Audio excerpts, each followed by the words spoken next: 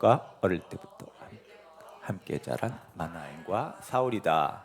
그들이 주님께 예배하며 금식하고 있을 때 성령이 그들에게 말씀하셨다. 너희는 나를 위해서 바나바와 사울을 따로 세워라. 내가 그들에게 맡기려 하는 일이 있다.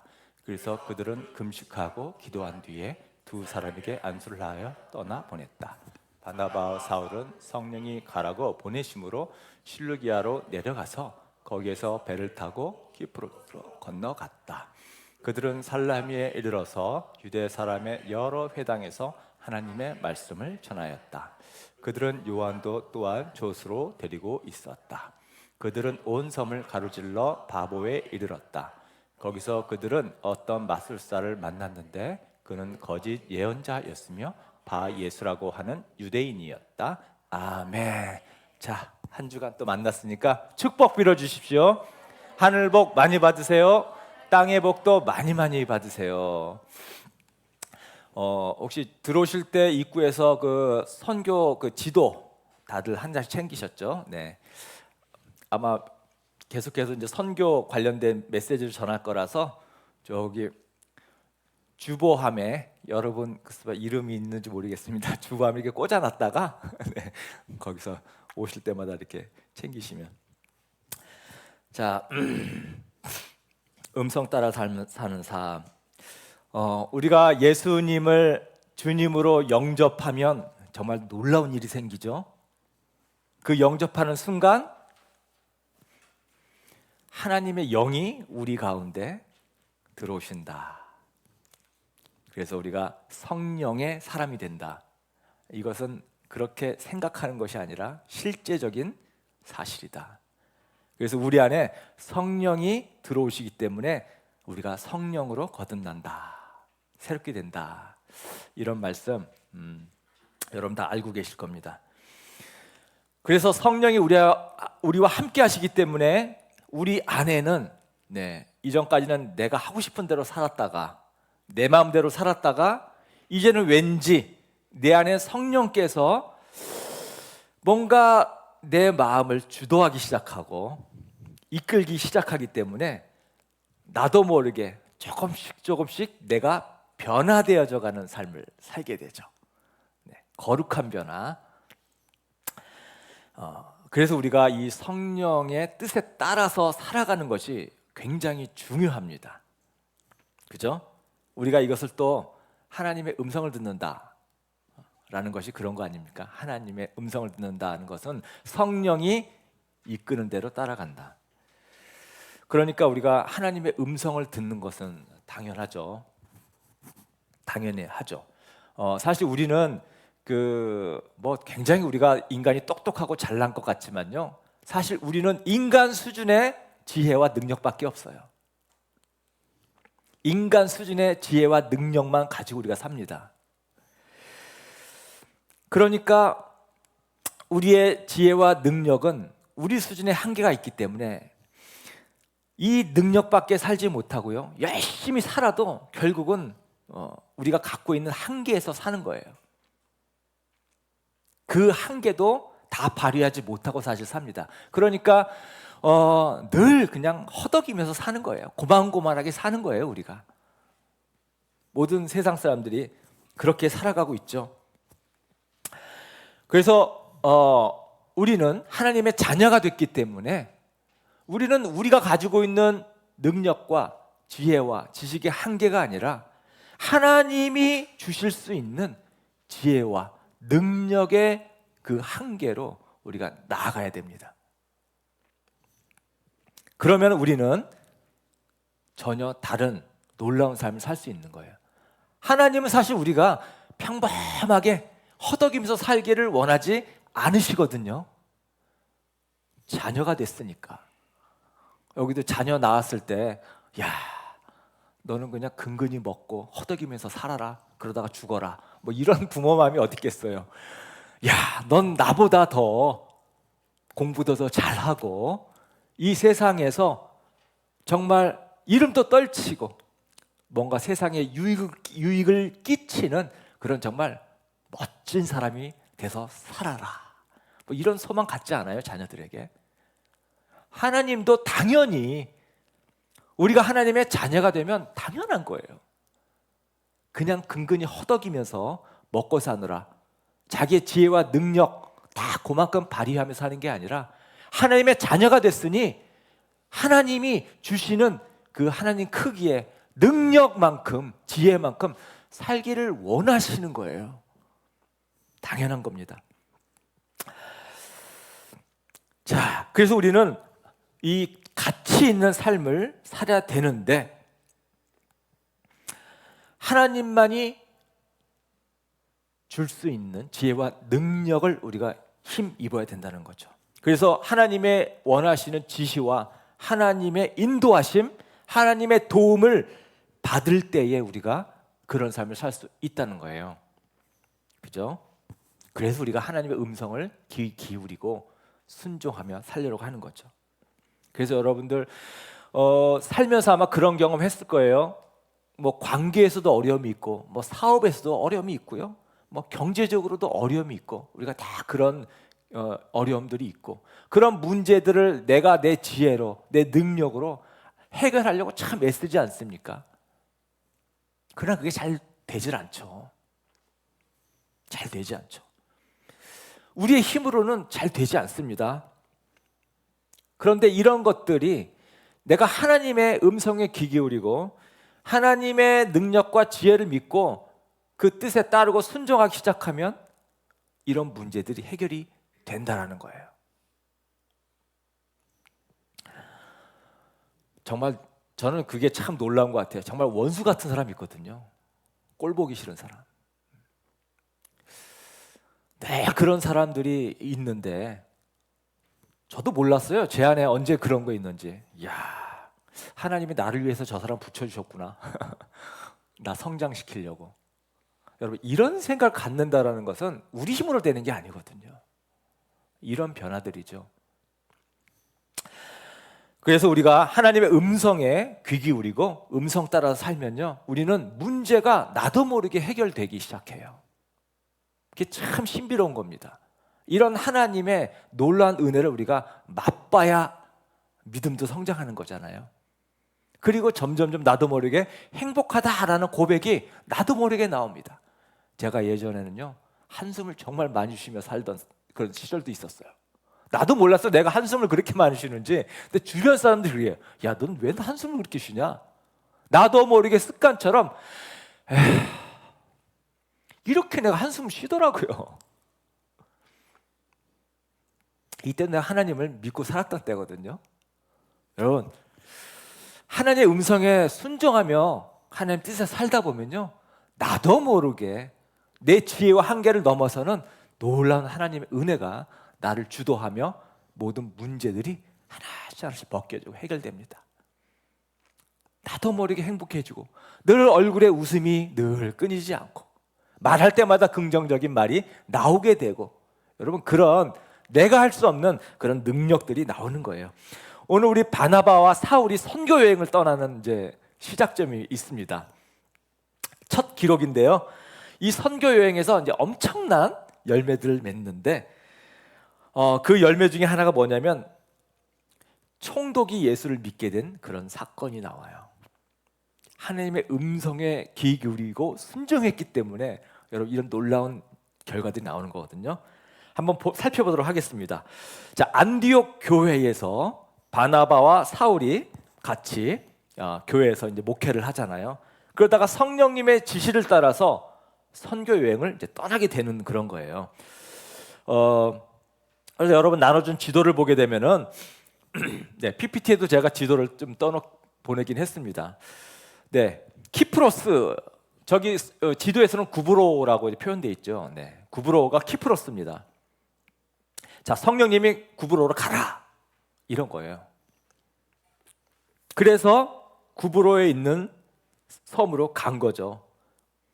도착한 곳은 살라미라는 이제 동쪽에 있는 항구에 먼저 딱 도착했습니다.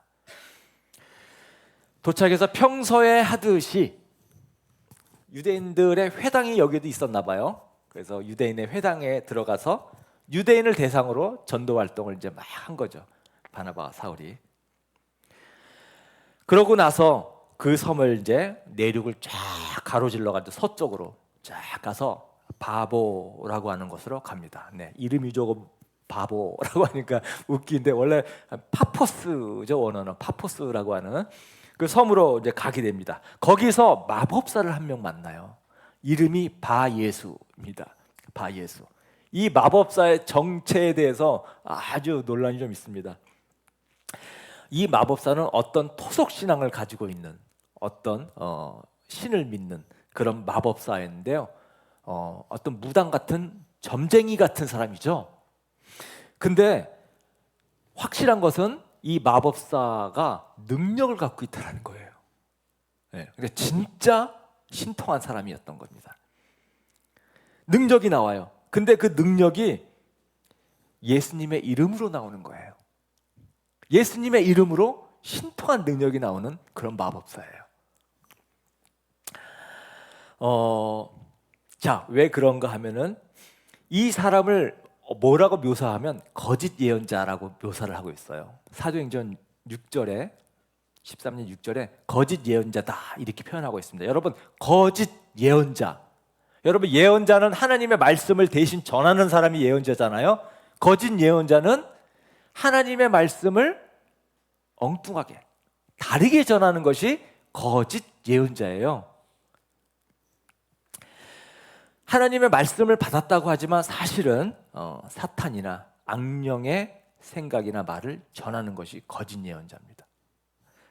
이 개념을 아는 게 중요합니다. 그래서 예수님도 거짓 예언자를 조심해라 하시면서 마태복음에서 이런 말씀하셨어요. 우리 한번 말씀 띄워주세요. 네, 우리 같이 한번 읽어보겠습니다. 자, 시작. 그날에 많은 사람이 나에게 말하기를 주님, 주님, 우리가 주님의 이름으로 예언을 하고 주님의 이름으로 귀신을 내쫓고 또 주님의 이름으로 많은 기적을 행하지 않았습니까? 할 것이다. 그때 내가 그들에게 분명히 말할 것이다. 나는 너희를 도무지 알지 못한다. 불법을 행하는 자들아 나에게서 물러가라. 불법을 행하는 자들아 나에게서 물러가라. 여러분들이 사람들이 와서 그런 거죠. 내가 주님의 이름으로 예언도 하고 주님의 이름으로 예언도 하고 귀신도 내어쫓고 많은 기적을 행했다. 지금 이런 거 아니에요. 예수의 이름으로. 그런데 예수님이 뭐라 그래요? 난 널 도무지 알지 못한다. 많은 사람들이 예수님의 이름으로 능력을 행할 수 있다는 거예요.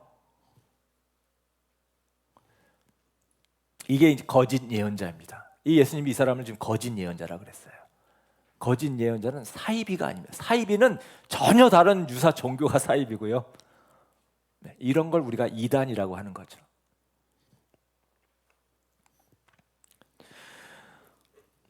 여러분, 능력 행한다고 다 진짜가 아니라는 것도 우리가 또 알 필요가 있어요. 막 기도하면서 막 넘어지는 그런 영상들 우리 가끔씩 보죠. 그걸 다 우리가 거부할 수는 없습니다. 하나님만이 아시겠죠. 그러나 그 중에는 가짜도 분명 많을 거예요. 조심해야 되는 거예요. 왜냐하면 악령도 사탄도 여러분 능력이 있기 때문에 그래요. 예수의 이름으로 병든 자가 병이 나았다? 그 사람이 예수를 믿지 않는 사람인데 그런 일이 일어났다면 악령이 하는 거예요. 자, 이 바예수라고 하는 사람이 바로 이렇게 예수님의 이름으로 능력을 행하고 있는 그런 사람이었다는 거예요. 거짓 예언자. 예수에 대해서 이 바예수가 듣긴 들은 거예요. 그런데 아마 엉뚱하게 이해를 했던 것 같아요. 예수에 대해서 잘못 이해하고 잘못 판단한, 그래서 이상한 예수를 전하는 자가 된 거예요. 주술적으로. 그러면서 또 능력도 나오니까 사람들은 굉장히 놀랐을 겁니다. 자, 이 바예수의 측근 중에 바로 총독이 있었어요. 아마 총독도 좋아했을 것 같아요. 능력이 있으니까. 이 시대는 신이 당연히 있다라고 믿던 시대였기 때문에 능력이 있는 이 사람을 얼마나 크게 보였겠어요. 자, 이 바예수의 측근이었던 구브로의 총독, 이 바예수 때문에 바울과 사울이 이 총독에게 복음을 전할 수 있게 됩니다.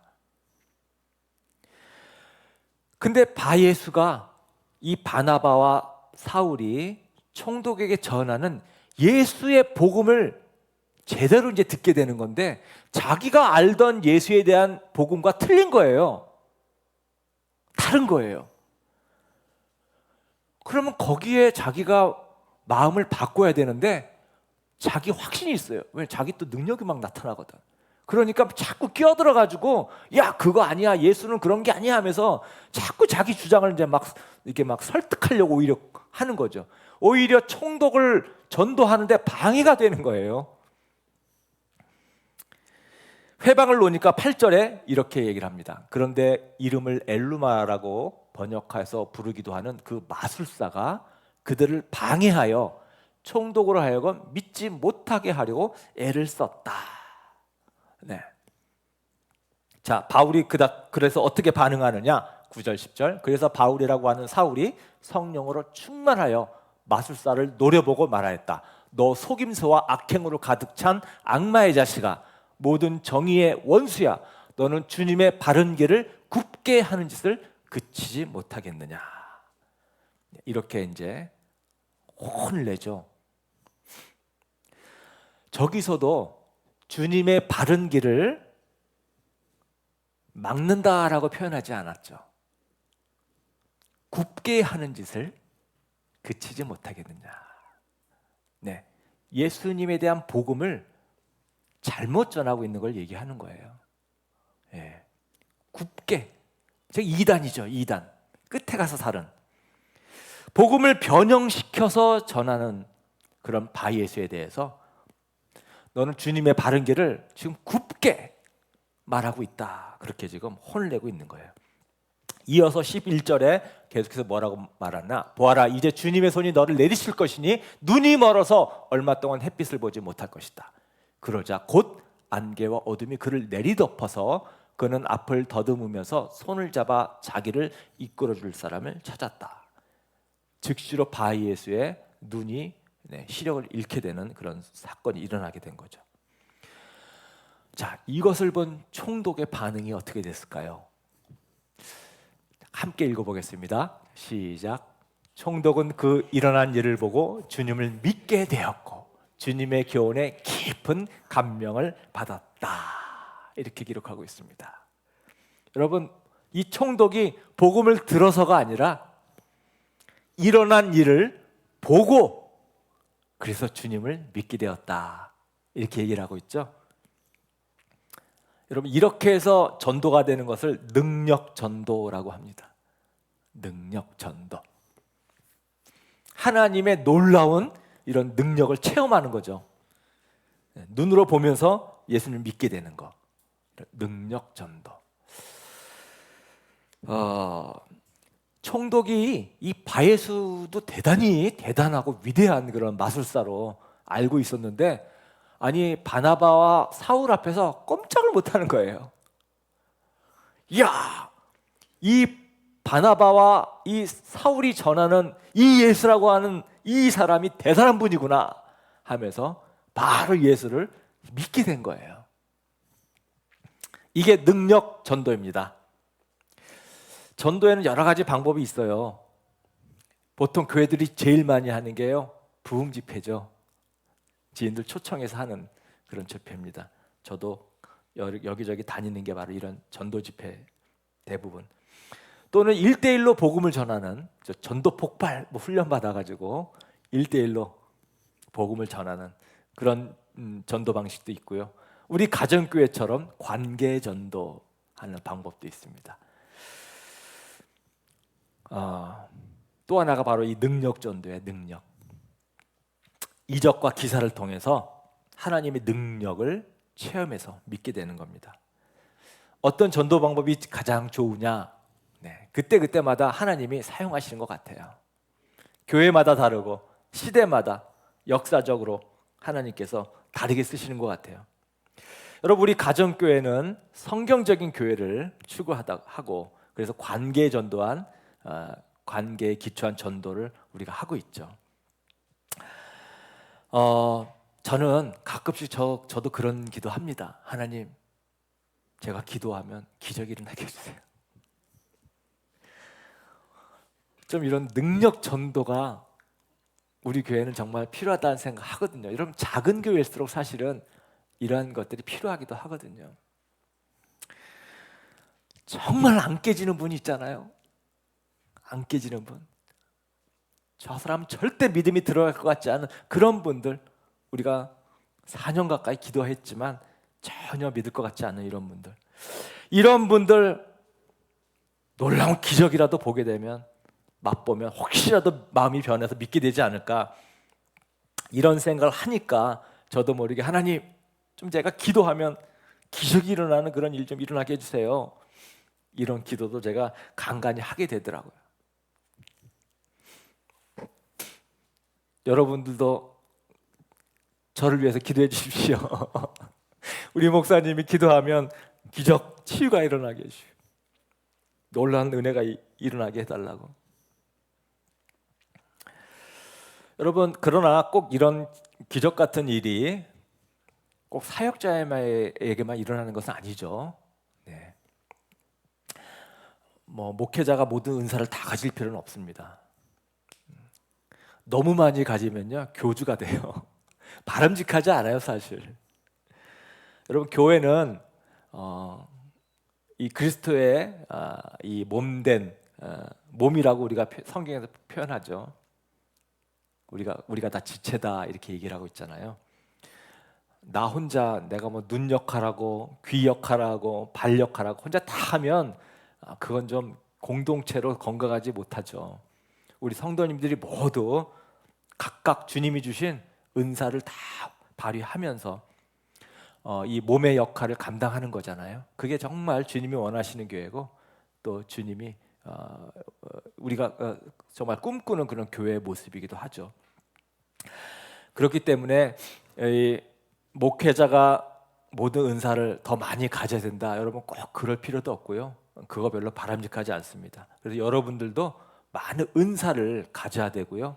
은사를 사모하고, 나도 하나님 기도하면 정말 놀라운 기적이 일어나는 그런 일이 일어나도록 저에게 은사를 주십시오.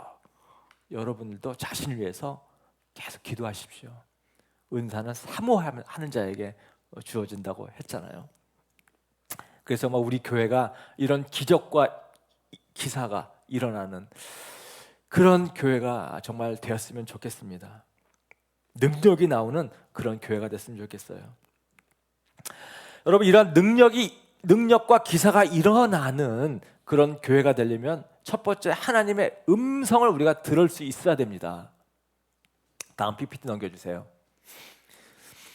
하나님의 음성에 귀를 기울여야 되고, 또 하나는 음성에 순종해야 된다는 거예요.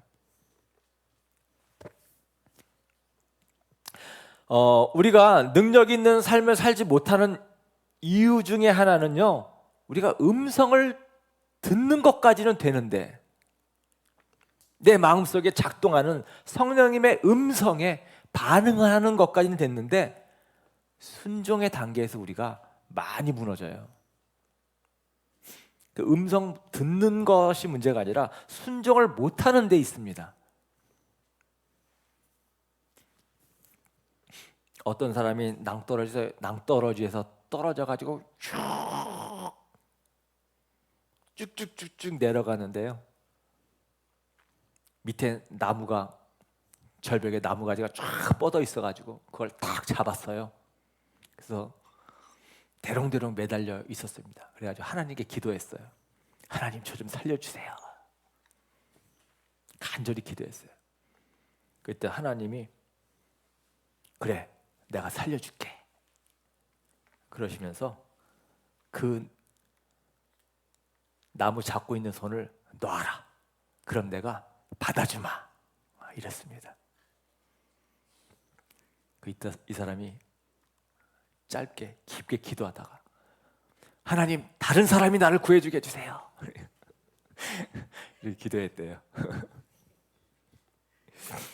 여러분, 우리가 하나님의 음성 듣는 것까지는 우리가 어렵지 않은데요, 순종하는 게 사실 어려워요. 왜냐하면은 우리가 상식적으로 당연히 할 수 있는 것을 하나님이 하라고 하지는 좀 않는 경향이 있습니다. 그래서 우리가 순종하기를 주저하게 되는 거예요.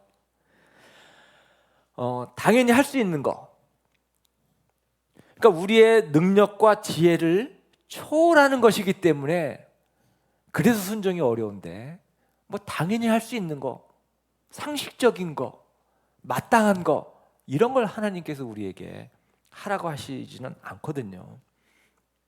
보통은 상식적이지 않습니다. 될 만한 게 아니에요. 그러니까 우리가 주저하고 순종하기가 어려운 거예요. 손을 놓으면 죽을 것 같은 거죠. 자, 오늘 우리 본문 말씀 봐도 있잖아요. 여러분, 안디옥 교회가 지금 하나님의 음성을 듣고 지금 순종한 건데, 여러분 순종하기 굉장히 어려운 거예요, 사실은. 지도자, 지금 교회가 모여서 지금 기도하다가 하나님이 지금 뭐라고 그랬냐면은 바나바와 사울을 뽑아서 선교사로 보내라, 이렇게 지금 한 거잖아요. 이 안디옥 교회, 우리가 아까 읽었지만 지도자가 5명이 있었어요. 지도자급. 그 중에 제일 중요한 2명을 지금 선교사로 보내라고 하는 겁니다. 이거 쉬웠겠냐고요. 이 2사람 빼고 나면 안디옥 교회는 뭐가 되겠어요? 얼마나 걱정과 염려가 많았겠어요. 그 교회의 기둥인데. 그런 염려와 두려움이 있겠죠. 1년 전인가요? 우리 두마게티 목장에 한 청년이 다른 교회 엔지니어로 가게 됐습니다. 너무 좋아하더라고요. 근데 아무리 생각해도 가게 되면은 그 역할을 또 누군가 맡기도 힘들고, 또 그 가정도 너무 걱정이 되고, 이거 하나님 뜻이 아닌 것 같은데 하면서 좀 염려가 되는데, 본인이 너무 가길 원하고 좋아하니까 또 저보고 기도해 달래요. 그래서 하나님 가지 못하게 해주십시오, 또 이렇게 기도할 수는 없잖아요. 그러니까 저도 하나님 가장 좋은 방법으로 인도해 주세요, 이렇게 기도하게 되는데, 이렇게 20여 명 되는 교회에서도 이 1명 나가는 것이 큰일이고, 쉽지 않은 일인데요. 지금 안디옥 교회 지도자, 가장 중요한 지도자 이 2명이 선교사로 보내야 된다라고 했을 때 교회가 이것에 순종하는 거, 여러분 너무너무 어려운 거예요. 그러나 교회가 결국은 순종을 해서 바나바와 사울을 선교사로 보냈기 때문에 역사상 최초의 선교사를 파송하는 그런 역사적인 교회가 될 수 있었고요. 예루살렘 교회에서 안디옥 교회로 그 힘의 중심이 옮겨갈 수 있게 된 것입니다. 그래서 우리도 하나님의 음성이 분명하다 싶으면요, 여러분 순종해야 되겠습니다.